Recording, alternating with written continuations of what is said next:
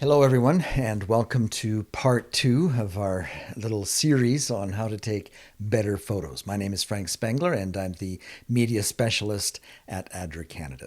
In this lesson, we want to go into just a little bit more detail, a little bit more depth on the types of photographs that we would like you to be submitting to our office and show you some principles of taking better photographs. Now, when I say that we're going to be going into more detail or more depth, I don't want you to get the idea that we're going to start talking about a lot of technical details. We're not going to worry too much about learning how to film or photograph in the manual settings. We're not going to talk about f-stops, aperture settings, shutter speeds, that type of thing. Now, if you really do become interested in photography, there are some very good classes online, free classes that you can take that will teach you all of those things. And I encourage you to do that if you have the interest. But for this lesson, what I want to do is simply share a few tips that anyone can easily adopt and use, no matter what camera you are using. You know, some people say, if only I had a good camera, then I could take better photographs. And there might be some truth to that. But it is also true that you can give someone a very expensive camera and they can still come back with a card full of bad shots, shots that we can't use. And the reverse is also true. You can give someone a really cheap camera or just send them out with a smartphone. And if they know just a few key principles of getting good shots, they'll come back with some amazing, compelling images that we will be able to use in our fundraising here at ADRA Canada. So let's get started. Now, many people ask, what is wrong with my photos? I went out to the field, I saw some great activities, I took a lot of photos, but none of them turned out. None of them were very interesting. I had to delete most all of them. What went wrong? Well, the first thing that I want to do is put everyone at ease. In many cases, it's not your fault. It's the fault of the camera. Even the most expensive cameras on the market today are still not as good as our eyes. The Creator has provided us with amazing eyes that are much more capable than even the best cameras. Our eyes see more perspective, more depth, levels of contrast, levels of exposure, details, shadows. Our eyes are just amazing instruments. And so what happens is we're out in the field, we're seeing these amazing things with our eyes, and we take the photographs and they just are not as beautiful as it was to be there in real life. The good news is that once you know that, you can do things to compensate for the deficiencies of the camera by making a few adjustments to your schedule, to your setting, to your subject, to the lighting and composition that will make all the difference in the world. Take a look at this photo. Now, I'm guessing that a lot of you might recognize this kind of photo because you may see it a lot on your own phone when you get back from the field. What do you think has happened? Well, most cameras these days have computers inside them and light sensors that help the computer to make exposure decisions. The computer saw how bright the background was behind this shot and automatically set the exposure of the camera to correctly expose for the ground, which left the face of the person in dark shadows. Now, there are two things that you could do to compensate for this problem. You could learn how to shoot on the manual settings of your camera, and then for each individual shot that you take, make manual adjustments so that you don't have this kind of problem. Or you could simply reposition your subject slightly so that the auto settings of the camera don't get tricked. One easy fix is to simply move your subject into the doorway of their home. A simple principle to remember is that if your background is darker than the skin of your subject, the camera will usually get the correct exposure on the face.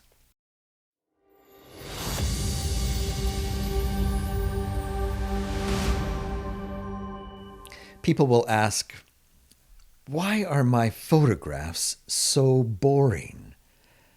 I come back from the field, I show my shots to my coworkers, and I can tell that they just aren't that interested. It doesn't catch their eye. What can I do to make my shots more compelling or have more impact on the viewer? Well, the first thing that you need to remember about photographs is that they are two-dimensional. They have height, they have width, but no depth. As much as you might like to, you can't step into this shot and take a nice walk on the beach. You can't smell the smells, and you can't hear the seagulls screech. And so what might have been a wonderful experience for you is never going to have the same impact on your viewers. The photograph is dull. It's flat. It's two-dimensional. Now, because you were there and took the photograph, it will always have a greater impact on you than it will with your audience. Because the image may evoke a memory for you, you are more likely to see in your mind a lot more depth.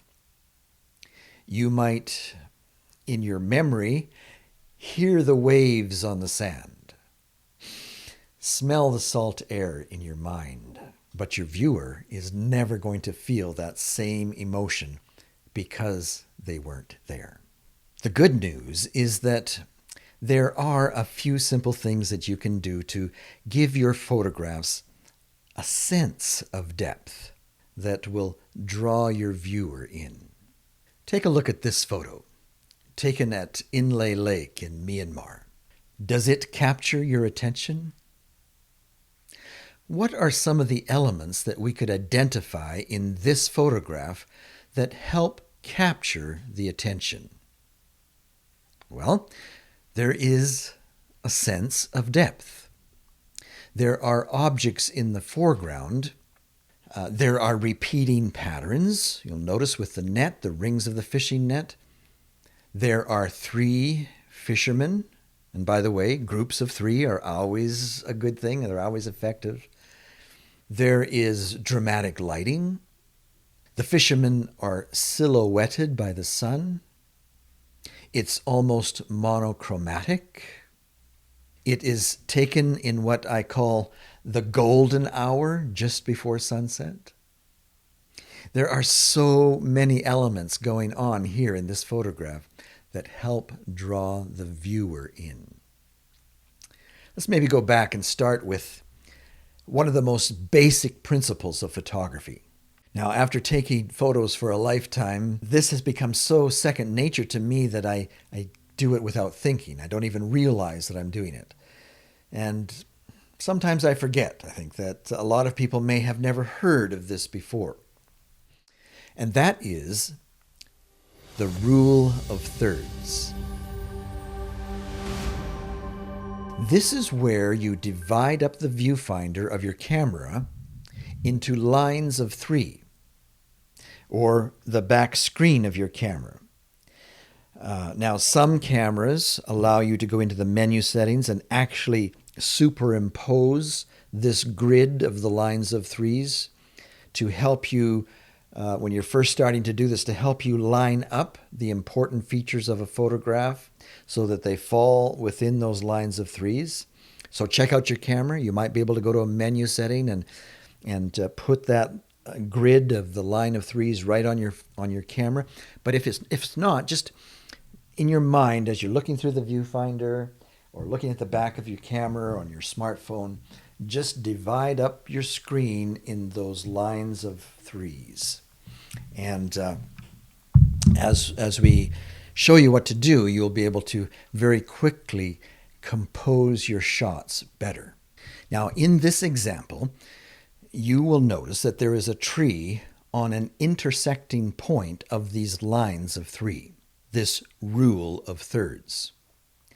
But also notice that the horizon is placed on one of the two horizontal lines. This concept is where we try our best to have approximately 2/3 land and 1/3 sky. This gives the image more balance, more interest, more symmetry.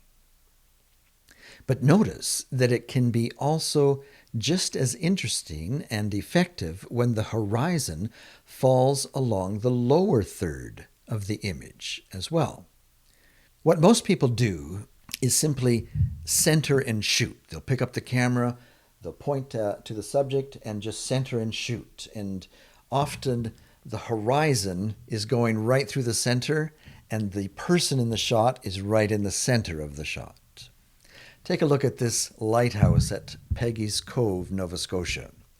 The horizon is going right through the center of the shot, and the lighthouse is smack dab in the center of the image. Now, it's okay. It's not bad. The lighting is good, and that helps. I like the blue sky. But notice how much more interesting it is when the photographer simply readjusts his angle just a little bit. You only have to move your camera just up and down just a little bit, maybe just over a little bit, and it completely changed the emotion of the shot. Now we have 2/3 land and 1/3 sky, and the lighthouse is lined up with the right-hand line of third. Now let's take a look at this shot. How could we improve this shot? Well, by just moving our camera ever so slightly, we can recompose the shot to make it more interesting. Now, people will ask, does it matter which line I put the subject on or the point of interest on? Could I put her on either side? Well, when I'm framing up a shot, I tend to look at two things. First of all, I look at what else is going on in the shot. What on the right of the subject or the left of the subject is more interesting? Is the garden and trees behind her of more interest on her right or on her left? Let's take a look at this image, for example. The photographer followed the rule of thirds in this shot. The subject is lining up with the right line. But notice all of the empty, uninteresting space on the left. Thankfully, the photographer noticed this and took a second shot and repositioned the camera slightly. And now we see much more of the woman's beautiful garden. And the shot has a lot more interest. The second thing that I look for when I'm deciding which line of thirds I should put the subject on is how the subject is positioned. Notice in this example, the girl's body is turned slightly to her left. In this case, the photo will look more balanced if the subject is lined up on the left side of the photograph.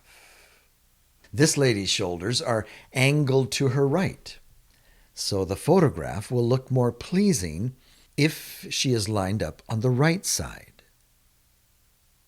Now remember that we said that we liked it when the most interesting features of the photograph falls on one of the intersecting lines. Which is one of the most interesting features of people. That's right, it's their eyes. Here, even though the head is looking almost directly at the camera, notice the position of her shoulders. They are angled to the right, so she is looking much more natural if she is lined up on the right. In this example, the girl is looking straight ahead, but we are capturing the shot from the side. So in this case, we want to line her up on the right line of thirds in order to give her lots of room to look into. Now, the same principle holds true if people are walking in your photograph or running. Line them up in such a way when you're composing the shot so that they have lots of room to run into or walk into. Shoulders to the left, he's positioned on the left. Again, notice his eye is very close to the intersection of the lines. Again, in this photograph, the position of the eye is right along the line of thirds. I even, when I was composing this shot, cut off part of the head so that the eye would be in the right place. However, it's a good idea to make sure that not all of your shots are cutting off people's heads. Sometimes we want to be able to cut around the individual and put them on a different background. So we can do that in Photoshop. And if you've shot all of your photographs where the head is cut off, that makes it difficult to do that. So here's what I recommend doing. Take a variety. Take some where the shot is composed properly so that you can use your image on social media right away without doing any editing. But then step back one or two steps and get a few more where you are leaving some space for the photo editor to work with in Photoshop. And don't worry if your composition is no longer following the rule of thirds, because a photo can be easily cropped after the fact to give the final image the rule of thirds, if the editor wants to use it that way. But if you provide her with some images like this, it will open up her options. She can now add all sorts of text and graphics to the image. It could become a nice calendar shot with lots of room for branding or a message along the side of the image. Another image that totally breaks the rule of thirds, but because the photo editor was given lots of room to work with along the sides and top of this image, the photo was used in one of our annual reports. When you see that you are photographing something that has the potential to become a magazine cover, well, after you have taken some that follow the rule of thirds, by all means, please step back a step and angle your camera over a little bit, break the rule of thirds, and give the photo editor some room to put some graphics. With a shot like this, you now have room for a masthead on the top and the title of some of the best articles inside the magazine. You could also take some where the girl is positioned on the left, where there would be room for the graphics on the right. This will give your photo editor even more options. She will love you for it.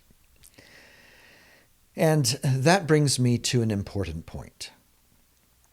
Because of the new model release regulations in the ADRA network, it is totally changing the way we have to work. It used to be that I could walk through a village and in a matter of a half an hour get a few hundred beautiful shots. We are no longer able to do that. While it may be very easy to still get lots of shots by simply walking through a village, without the model releases to go with them, we simply would not be able to use the shots. And I've found it difficult to find the parents who all of these children belong to that are running around in the village. It's just not practical. So the way that I am working now is that I let the local ADRA staff know well in advance of my visit that I am coming, and ask them to identify families that have an interesting story to share.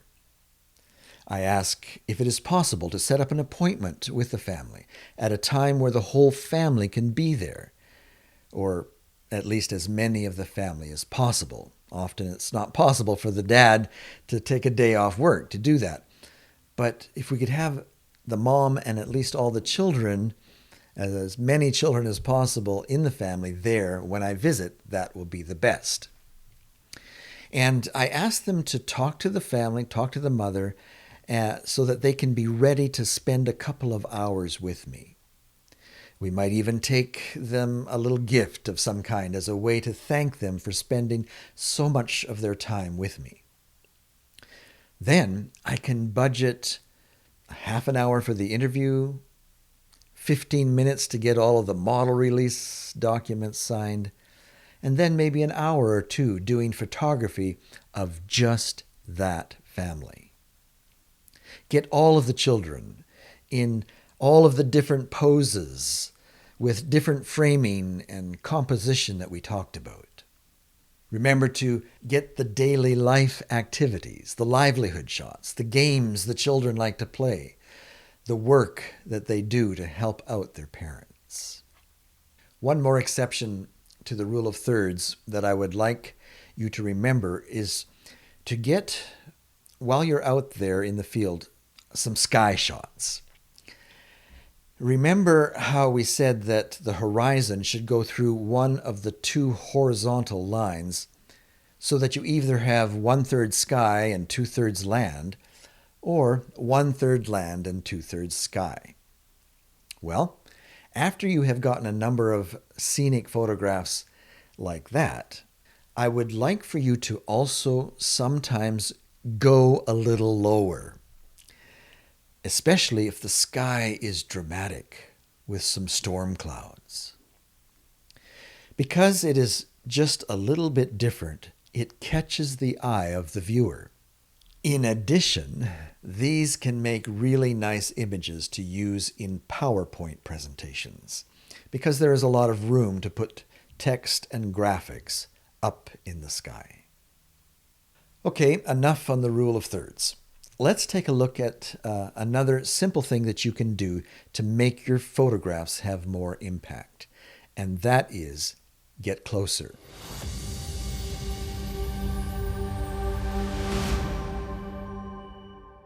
And when you believe that you have gotten close enough, get closer still. One of the biggest problems that we have with the images that are submitted from the field is that they are just so far away from the action or an interesting face that it's something that we can't use. Now, I should say it is good to get the wide shots, those nice establishing shots, but once you have those, move in closer. Get the medium shots, but then move in closer and get the really interesting close-up shots. Spend most of your time on the close-up shots. Here is a series that I did on an outdoor classroom. And it is good to get some of those wide angle shots so that your viewer can get an idea of the setting. But don't walk away after you get this shot. Move in for some medium shots. And then spend most of your time getting close-ups. Even though photographs are two-dimensional, there are some things that you can do to give them a feeling of depth.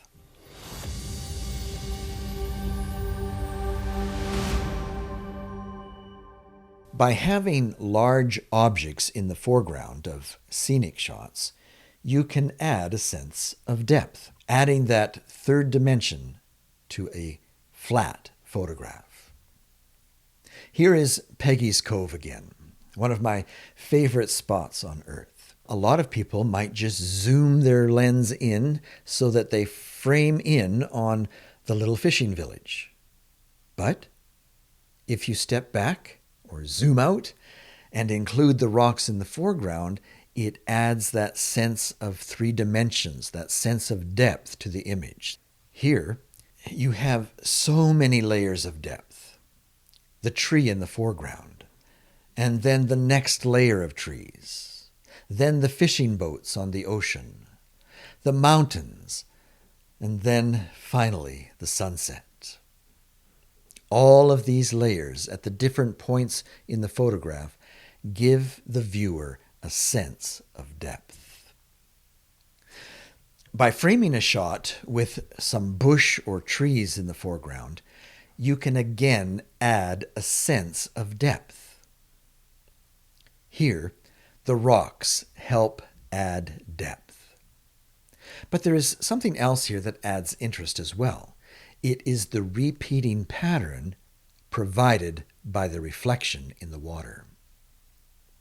Watch for S curves that start in the foreground and lead the eye off into the distance. Rice paddies on a hillside can provide so many opportunities for S curves. Repeating patterns can add interest, especially when they lead the eye off into the distance, giving a sense of depth. It might be a road, a train track, a boardwalk, a pier, or a wharf. Position your camera in such a way that it fills the shot in the foreground, but then gets smaller and smaller in the distance. Another thing that can add a lot of interest to a photograph is to put a natural frame around the subject, especially if that frame has something to do with the person's life or the ADRA project. In this case, the girl in Niger is beautifully framed by the window of her new school that ADRA has built in her village, allowing her to go back to school and get an education.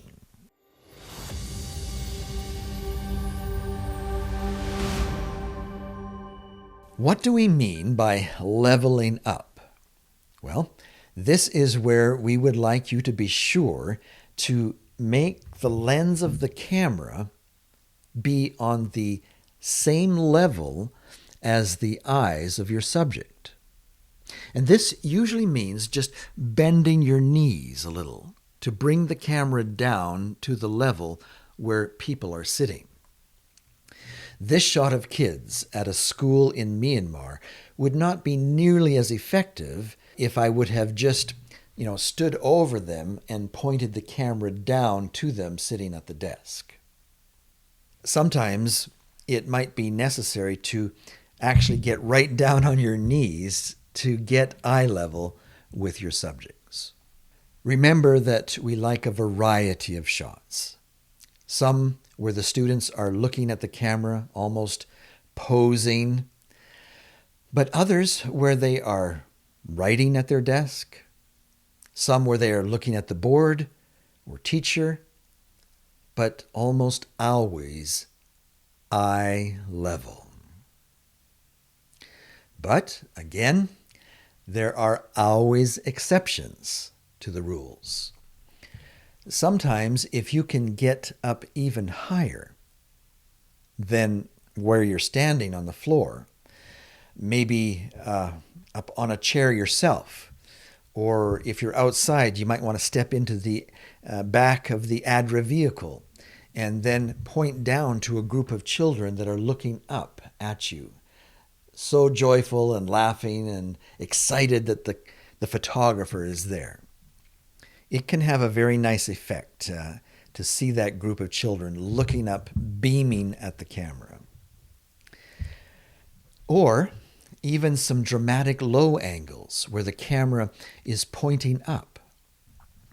Even sometimes tilting the camera slightly at an angle can give an interesting feel.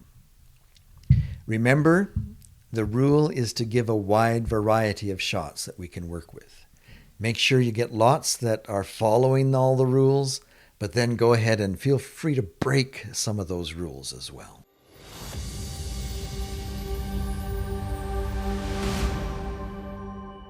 Let's come back to lighting. This can be a real problem with the vast majority of the shots that come in from the field. And having been to the field a lot myself over the last 30 years, I can understand how it happens. Oftentimes, the village is so remote that by the time you get there, it's already 11 o'clock in the morning or maybe even noon. And this is the absolute worst time of day to take photographs. I know this might come as a surprise to some people. They have the idea that photography needs light and that midday has lots of light. The problem is that what happens is when the sun is right on top of you, it's coming right down and hitting the top of the person's head, which often leaves the face in dark shadows.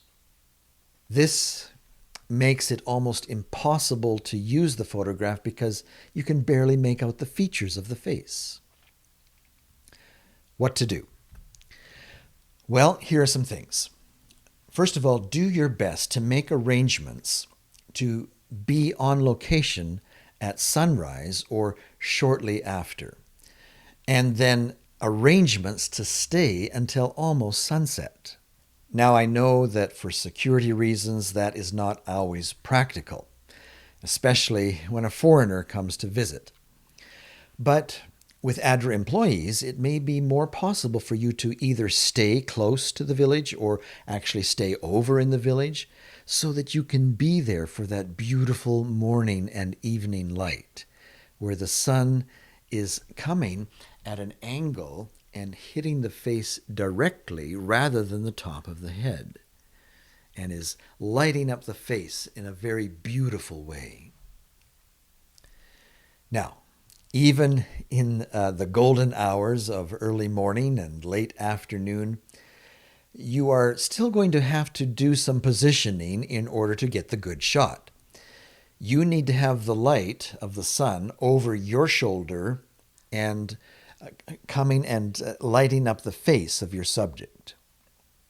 Be careful not to position yourself in such a way where your subject has to look directly into the sun, because they'll be squinting and we just won't be able to use the shot. You might have to move around a little bit with your camera so that the person, when they're looking and posing and looking into the camera lens, they're not looking directly into the sun. It always helps if you can get the subject to smile. I know that in some cultures, people are not used to smiling for the camera. But in Canada, we like to see people smiling.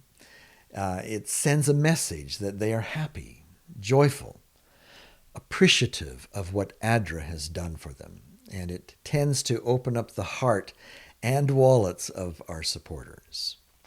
Cloudy days. Some people get the idea that if it's a cloudy day, you might as well just put the camera away.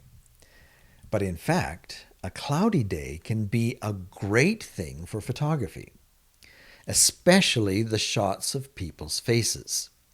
You can shoot all day on a cloudy day. You don't have to worry if you arrive at the village at noon, because the clouds are diffusing the light of the sun so that everything is lit up in a very balanced way. There's no harsh shadows on the face. Don't be concerned that the colors may not be vibrant on a cloudy day. We can easily bring out the colors when we work with the image in Photoshop. All right, but let's say that you do find yourself out in the village. It's 12 noon and it's a bright day. What can you do? Well, I find the best thing to do is to bring the subject over to their doorway, or any doorway, where the background is darker than the subject. Remember, doorways, doorways, doorways are our friends. The reflector that we talked about in our previous lesson can also be very helpful on a sunny day. Don't leave home without it. Go to the best photography store in your area. They're bound to have some reflectors. It can not only bounce light into the subject's face, you can also, if you prefer, shade the subject so that the sun is not hitting the top of the head and everything is in the shadows. Now, this only works if the background is still darker. What can often happen is even in a doorway, the background is dark, but the sun is still hitting the face and is just too bright. Well, here's where the reflector, where your assistant is holding it up and blocking the sun so that their face is also in the shadows now, and the background is still dark behind them, and then you can get that great shot. If you're out in a field, like this T-field shot, you can't make the background darker. And so the only way that you can really light up a dark face is by bouncing the light of the sun into the face. What kind of shots are we looking for? Well, we kind of covered this last time, but a quick review might be good. First of all, faces, faces, faces. We want lots of faces.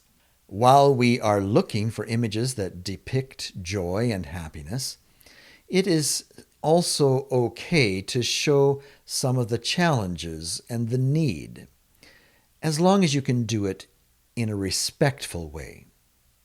It's okay to show a little poverty or people in a setting of poverty, as long as the dignity of the person is preserved. When I look at this photograph, I get the sense that this woman is going through a difficult time, and I want to know her story. I want to know what she is facing, what she's going through. Not all of the shots need to have the person looking directly at the lens of the camera. Sometimes it can be very effective if the subject is looking off camera, off into the distance, where they might be deep in thought. Or even looking away from the camera can depict an emotion of sadness, distress, even depression. This young woman in Somalia had just lost 2 of her children to a drought that was raging through her land. In this photograph, she is now clinging to the only child that she has left. She wanted desperately to tell me her story, and so she invited me into her tent, and we had an opportunity to interview her and have her tell the experience that she had gone through. And then what we needed to do was try and capture the emotion of that story in a photograph.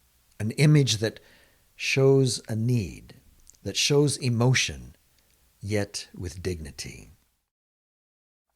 But, like I say, we do like shots of joy and happiness. Don't forget to ask them to smile. That's important for us. Another network-wide policy, and it's often reflecting the regulations of our partners and our funding governments, is to be careful not to show children with no clothes. I know if you have been working in development long enough, you might not even notice it. I know that in most villages where ADRA begins to work, a lot of the children wander around with not much on, sometimes nothing, especially babies, where the parents are not using diapers. It's just more convenient to have nothing around the bottom.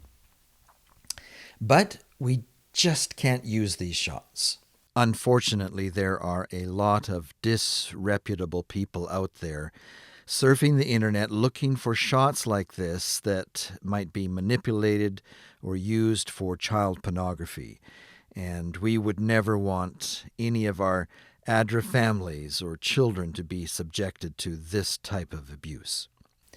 So when you're out in a village, try and move your camera around so that you are framing your photographs where the children with no clothes are outside the shot, at least as best as you can. If you are filming a baby that is exposed, try and get the mother to cover them up with a blanket. Now, I will add that if you get back to the office and you're going through your shots and you come across some really beautiful ones, but you happen to notice that there's some nakedness going on in the background or on one of the children in the group, go ahead and send it in. If we decide that it is something that we want to use, we can either delete the child from the shot in Photoshop, or we can add some clothes in Photoshop. So don't discard a beautiful shot that has a lot of potential because of this issue. So go ahead, send it in. We may be able to work with it. So the kinds of shots we're looking for is project activity shots, building shots. If the project is building schools in your country, be sure and get lots of shots of the construction of the schools. Daily life shots, livelihood shots, group education shots. We like some of the shots to be carefully posed, where the subjects may be showing off the fruits of their partnership with ADRA. Our supporters love to see the joy and pride beaming from the faces of the people who have learned how to garden, learned how to grow fruit trees. We like to see shots of people's home life, their domestic activities. For people in Canada who have always cooked their meals on an electric stove, a shot of someone cooking their meals over a fire is very interesting. These kinds of shots can also subtly communicate the challenges that people face in their daily life, yet in a respectful way. Well, those are the tips that I wanted to share with you in this lesson. I hope that you have picked up a few things that you'll be able to try the next time that you go out into the field. I know that this is probably not what you signed up for. You are most likely a professional person in education, sociology, or health, or community development. And here, all of a sudden, you are being asked to stop and take some photographs. But these are unusual times, and we are really counting on you for these great stories and beautiful photographs. Farewell for now.